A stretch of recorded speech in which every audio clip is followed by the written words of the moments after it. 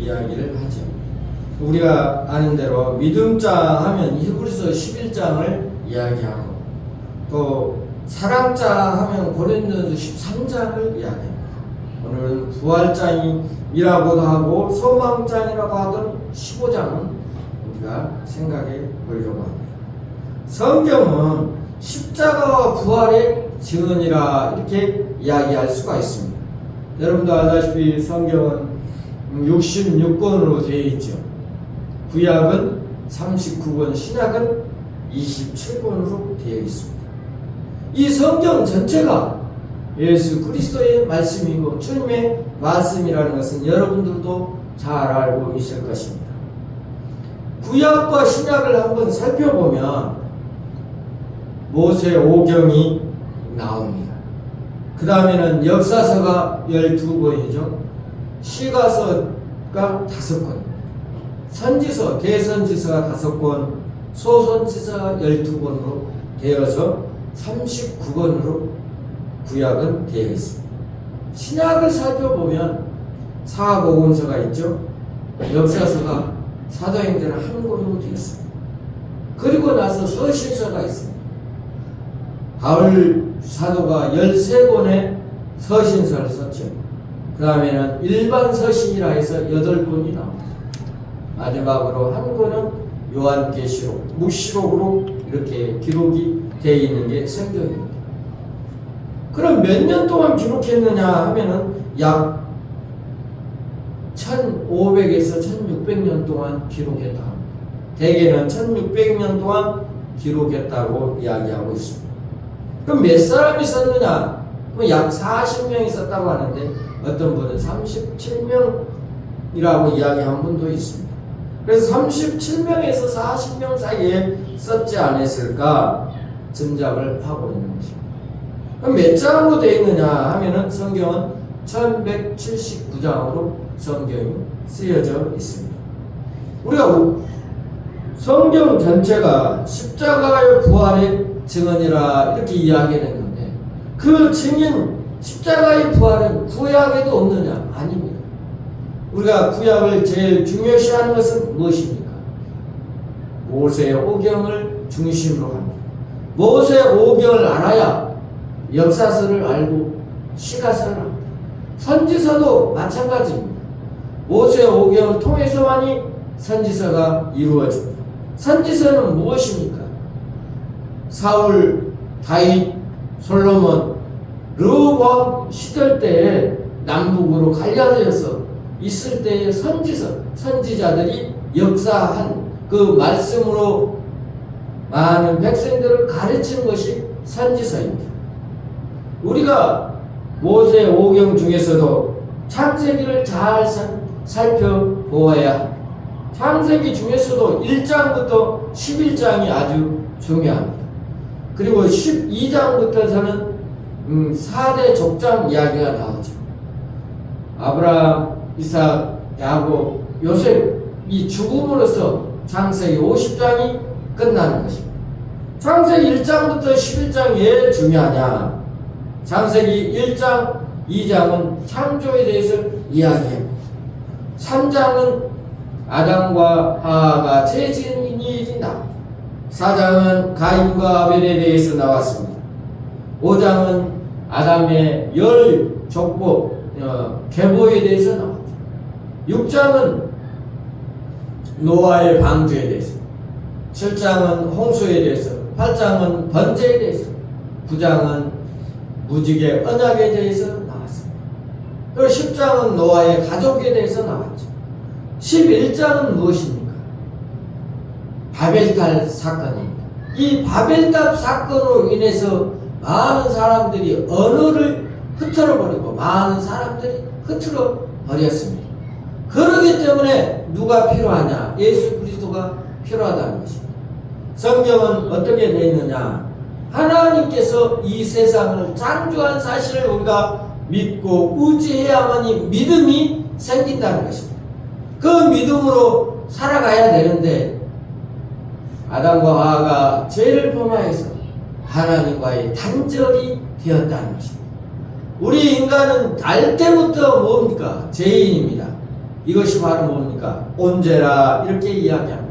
내가 지은 죄는 자범죄라 이야기할 수가 있습니다. 그 온죄로 인하여 우리는 하나님을 만날 수 없고 단절됐다는 사실입니다. 그런데 하나님은 인간을 사랑하사 독생자를 이 땅에 보내주시고 그 예수 그리스도로 말미암아 십자가에 지게 만드시고 그 십자가로 인하여 제사함을 받고 하나님과 회복되는 역사가 일어났습니다. 그래서 예수님이 요한복음 14장 말씀에 보면 내가 곧 길이요 진리요 생명이니 나로 말미암지 않고는 아버지께로 갈 자가 없다고 이야기해 주고 있는 것입니다. 요한복음 20장에 보면은 예수님이 부활하신 사실을 성경을 통해서 자세히 설명해 주고 있습니다. 첫 번째로 베드로 이야기, 마리아 이야기가 자세히 나오고 있습니다. 이러므로 우리는 부활의 예수를 믿고 의지하는 우리 대림 새생명교회 모든 성도들이 되시기를 바랍니다. 다시 오실 예수 그리스도를 믿는 사람들이 되어야 되는 것입니다. 오늘 본문 말씀 15장 1절 말씀 보면 내가 너희에게 전한 복음을 알게 하노니라고 했습니다. 이는 너희의 받은 것이라. 예수 그리스도를 바울 사도가 고린도 교회에 전한 사실을 우리가 성경을 통해서 알 수 있는 것입니다. 이미 고린도 교회에 전한 복음은 다시 그들에게 전하게 되었다는 사실입니다. 복음을 한 번 듣고 아는 것은 안전해지는 것이 아니기 때문에 구원의 확신, 제사함의 확신, 성령의 충만의 확신이 있어야 되는 것입니다. 악한 세상에서 지내다 보면 때가 묻고 회의가 생기고 패배할 때가 있는 것입니다. 믿음으로 영광의 소망을 가지고 살아가는데 사단의 유혹과 세상의 지식과 철학과 의에서 믿음의 노략질 당할 때가 있다는 사실입니다. 누가 철학과 헛된 속임수로 너희를 노략질할까 조심하라고 골로새서 2장 8절에는 이야기해 주고 있습니다. 복음에 자기의 이성을 불이하면 단순하고 열도 높은 복음을 희생시켜 버리는 것입니다. 우리가 허다한 사람과 같이 하나님의 말씀을 혼잡하게 하지 아니하고 곧 순전함으로 하나님께 받은 것 같이 하나님 앞에서 그리스도 안에서 말하노라고 바울 사도는 이야기해 주고 있습니다. 우리들의 믿음을 노락질한 요소들이 너무 많습니다. 하나님의 말씀을 혼잡하게 하는 요소들이 너무나 많다는 것입니다. 때문에 순간순간 신앙을 점검해야 할 필요가 우리들에게는 있습니다. 고린도 교회에 바울이 신앙이 심어 놓았는데 거짓 교사들이 들어와서 헛된 속임수로 다른 복음을 전했던 것입니다. 때문에 참된 복음을 다시 점검하기 위해 너희에게 온전했던 너희에게 전했던 복음을 다시 전한다고 이야기해 주고 있습니다. 우리들도 복음을 한 번 들었다고 되는 것이 아닙니다. 예수 그리스도의 말씀은 늘 들어야 되고 늘 묵상해야 된다는 것입니다. 늘 우리가 기도해야 한다는 것입니다. 다니엘서 9장 보면은 다니엘이 기도의 내용에 대해서 쭉 나와 있습니다. 특별히 19절 말씀에 보면은 하나님께 감사하고 용서를 구하고 또 하나님께 기도하는 것을 응답해 달라고 하였습니다. 다니엘은 어떤 사람이었습니까? 이스라엘의 유다 지파의 사람이었는데 그 사람이 포로로 끌려와서 그 왕궁에 들어갔습니다. 그러나 그 사람이 어떻게 했습니까?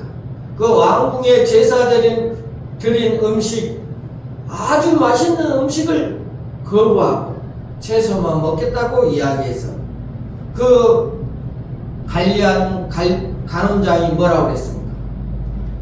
다니엘은 열흘 동안 시험해보고 결정하라고 이야기했습니다. 그것뿐 아닙니다. 다니엘은 어떻습니까? 총리가 된 다음에 많은 사람들의 괴락에 빠졌지만 예루살렘을 통해서 예루살렘을 향하여 하루에 3번씩 기도했다가 어떻게 됐습니까? 사자굴에 들어가는 역사가 있었습니다. 성경에 보면 사자굴에 있었던 그 다니엘은 사자가 아무것도 할 수 없었다는 성경을 통해서 우리는 알 수가 있습니다. 우리의 믿음이 어떤 믿음을 가지고 있습니까? 다니엘의 세 친구들은 어떻습니까? 불묵불에 들어갔지만 머리털 하나 상하지 않았던 것을 우리는 성경을 통해서 알 수 있습니다. 성경의 능력, 성령의 능력은 대단하다는 것입니다. 하나님의 능력을 믿고 살아가는 우리 대림 선생님께 모든 성도들이 되시기를 바랍니다. 영상을 보는 모든 성도들도 이 믿음이 가지고 살아가는 사람들이 되시기를 바랍니다. 우리는 몇십 번이고 구원의 도리, 십자가의 부활, 믿음으로 성령 충만 등을 기본적인 메시지를 들어야 된다는 것입니다. 어떤 사람은 한 번 배운 것은 다시 배울 필요가 없다고 생각하는 사람도 있습니다. 그러나 복음은 학문과 다릅니다. 학문은 한 번 배움으로써 아는 것으로 다시 배울 필요가 없지만, 그러나 복음은 아는 것만으로 되는 것이 아니기 때문에 이 말씀은 생명이 되기까지 계속 전해야 되고 들어야 한다는 사실입니다. 여러분들은 늘 복음을 위하여 하나님의 말씀을 읽고 듣고 기도하는 자들이 되시기를 바랍니다. 전도자들은 큰 약점은 한 번 전한 하나님의 말씀은 또다시 전할 용기가 없는 점입니다. 이것은 사단이 노리는 점이기 때문에 주의해야 할 것입니다. 나의 전한 복음을 헛되이 믿지 아니하면 구원을 얻으리라고 바울 사도는 이야기해 주고 있습니다. 바울이 전한 복음이란 예수 그리스도의 십자가의 부활의 믿음으로 구원을 얻는다는 사실입니다. 이것이 바로 신앙입니다. 이것을 함부로 헛되이 믿지 아니하면 구원을 얻으리라고 말씀하고 있습니다. 수양의 목적이나 침묵의 목적이나 자기의 심령으로 믿지 아니하면 구원을 얻을 수 있다는 사실입니다. 아무리 큰 믿음으로 다른 것을 믿어도 구원을 얻지 못합니다. 아무리 작은 믿음이라 할지라도 주 예수 그리스도를 믿어야 구원을 받는다는 사실입니다. 오늘날 많은 사람이 예수 그리스도의 진실하게 생명의 구주로 나의 주님으로 모시지 못하고 인생의 액세서리 정도로 알고 있는 사람이 있다는 사실입니다. 이것은 헛된 믿음이요 헛된 것이라는 것입니다. 주로 나의 주님으로 모시지 못하고 인생의 액세서리 정도로 알고 있는 사람이 있다면 이것은 헛된 믿음이고 헛된 것이라는 것을 아시기 바랍니다. 만일 풀이나 나무로 세운 집을 불이 타서 없어지지만 금으로나 보석으로 세운 집은 그대로 남아 있다는 것입니다. 만약 공력이 불타면 해를 발거니와 그대로 있으면 구원을 얻는다라고 고린도전서 3장 12절부터 14절에는 이야기해 주고 있습니다. 예수 그리스도는 윤리나 도덕적 수단으로 믿고 있거나 인격 수양 정도로 도구로 생각할 때 구원을 받지 못합니다. 교회나 사회에 오히려 문제거리가 될 수 있다는 것입니다. 헛된 믿음은 땅에서 메고 시기, 분쟁, 운명, 더러운 생각, 갈등 등이 있습니다. 참된 믿음은 하늘의 것을 맺습니다. 사랑, 기쁨, 화평, 성서, 기도, 전도, 온유, 겸손 등이 있습니다. 갈라디아 5장 19절부터 23절에 이야기해 주고 있는 것입니다. 사람들의 열매를 보고 이 사람이 예수 믿는가 안 믿는가를 안다는 것입니다. 감이 열리면 감나무요, 사과가 열리면 사과나무라는 것입니다. 나무만 보고는 알 수 없지만 그 열매를 보고 알 수 있다는 것입니다. 우리들은 어떤 열매를 맺고 있습니까? 예수 그리스도의 열매를 맺고 있습니다. 내 자신, 여러분 스스로가 한번 생각해 보시기를 바랍니다. 바울이 전한 복음은 머리로 짜는 자기의 지혜나 지식이 전한 것이 아닙니다. 그리고 사람에게서 받은 것도 아닙니다. 바울이 전한 것은 온전히 성경 말씀, 하나님의 말씀만 전했다는 사실입니다. 성경 말씀만 전하는 바울 사도의 말씀을 우리가 잘 기억해야 할 것입니다. 오직 그리스도의 계시로 말미암은 것이라 라고 갈라디아 1장 11절부터 12절에는 이야기해 주고 있습니다. 주님께로서 받은 것을 전한다는 것입니다. 사역자들은 직접 하나님께 말씀을 하지 않는 것을 성경대로 이야기하기 때문에 생명력이 있는 것입니다. 내가 받은 것은 성경대로 이야기해야 한다는 사실입니다. 또 성경에 없는 것을 전하면 이거는 헛된 것입니다. 문제가 될 수 있다는 것입니다. 왜냐하면 기독교의 메시지는 지식 전달이 아니고 하늘의 대사들이 하나님의 메시지를 전하는 것이기 때문입니다. 신약이나 성서만을 가르치는 사람이 증인이 아니라는 것입니다. 이것은 사단도 할 수 있다는 것입니다. 참 증인은 내 안에서 부활하신 주님이 성경적으로 실제로 역사하심을 행동으로 언어로 나타났기 때문입니다. 오순절이 없인 증인이 있을 수 없습니다. 오순절의 이전의 사도들은 어땠습니까? 예수님을 바로 증거할 수 없었던 사실을 우리가 성경을 통해서 알 수가 있습니다. 예수님께서 승천하시기 직전에는 제자들이 분부하여 가라사대 예루살렘을 떠나지 말고 아버지의 약속하신 것을 기다리라고 사도행전 1장 4절에는 이야기했습니다. 예수님이 승천해서 다시 오실 그 성령을, 보혜사 성령을 받기 전에는 베드로는 어땠습니까? 3번이나 부인했지 않았습니까? 예수님의 제자들도 예수님이 십자가의 죽으심으로 뿔뿔이 헤어지고 말았다는 것입니다. 성경대로 예수님은 보혜사 성령을 보내주셨고 그 예수님의 제자들이 성령의 충만함을 받아 놀라운 역사가 일어나는 것을 우리는 성경을 통해서 알 수가 있습니다. 우리 대림서생명교회 모든 성도들도 성령의 충만함을 받아야 될 것입니다. 성령을 충만함을 받으면 실질적으로 능력을 행할 수 있다는 것입니다. 현대 그리스도인들은 아직 부활하신 주님을 만나지 못했기 때문에 힘이 없고 무력하다는 것입니다. 똑같은 메시지인데도 전하는 사람에 따라서 다르다는 것입니다. 성경대로 우리 죄를 위하여 성경대로 다시 살아나셨습니다. 12 제자들에게 나타나 주었습니다. 500여 형제들에게도 나타나 주었던 것입니다. 내가 받고 본 것은 성경과 일치되는 것이라고 바울 사도는 이야기해 주고 있습니다. 만약 그리스도의 사건과 바울이 각각 다르다면 이는 아무 가치가 없는 것입니다. 내가 나 된 것은 하나님의 은혜로라라고 바울 사도는 이야기해 주었습니다. 예수님의 부활을 증거하고 있는 것입니다.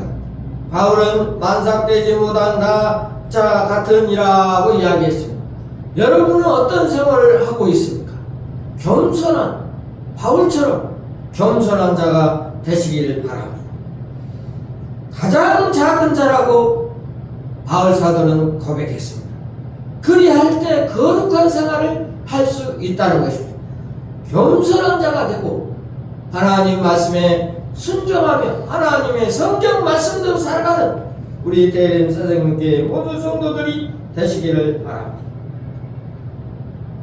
하나님 앞에서 자기가 약하고 모자란 자임을 인식하고 능력이신 주님께 맡겨드리는 바울 사도처럼 우리들도 바울 선생님의 말씀에 의지하여 살아가는 우리 성도들이 되시기를 바랍니다. 그를 통하여 역사하십니다. 주님이 아니면 우리는 할 수 없다는 사실을 깨닫으시기 바랍니다. 바울은 내가 약할 때 곧 강함이라 내가 약함을 자랑했다고 이야기하고 있습니다. 우리는 내가 만난 나를 만들고 내가 원하는 사람을 키우려고 해서는 안 됩니다. 내 제자, 내 자식, 내 자신 등 하나님의 은혜로, 하나님의 사람으로 키워나가야 된다는 것입니다.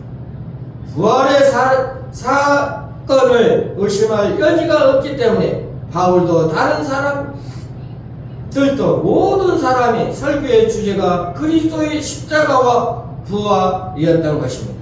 그리고 바울은 예수 그리스도의 십자가 못 박힌 사실 외에는 아무것도 알지 않기를 원했습니다.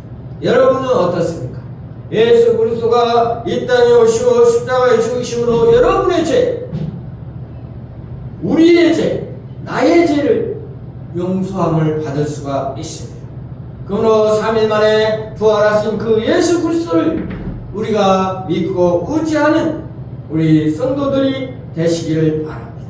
아무리 훌륭한 지식이나 성품력으로 이야기를 해도 사람의 근본은 변하지 않는다고 했습니다.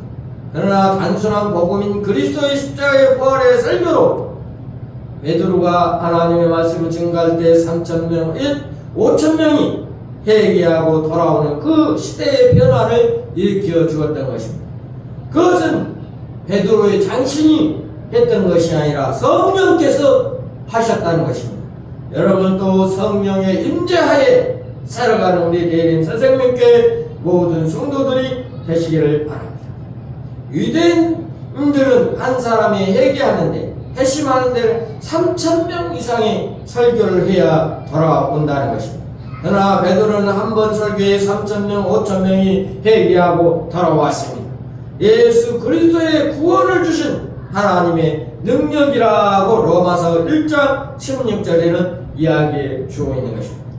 내가 변하고 내 민족 전체를 입체적으로 구원할 십자가와 부활의 복음, 예수 그리스도, 우리는 이에 살아가는 증인들이 되시기를 바랍니다.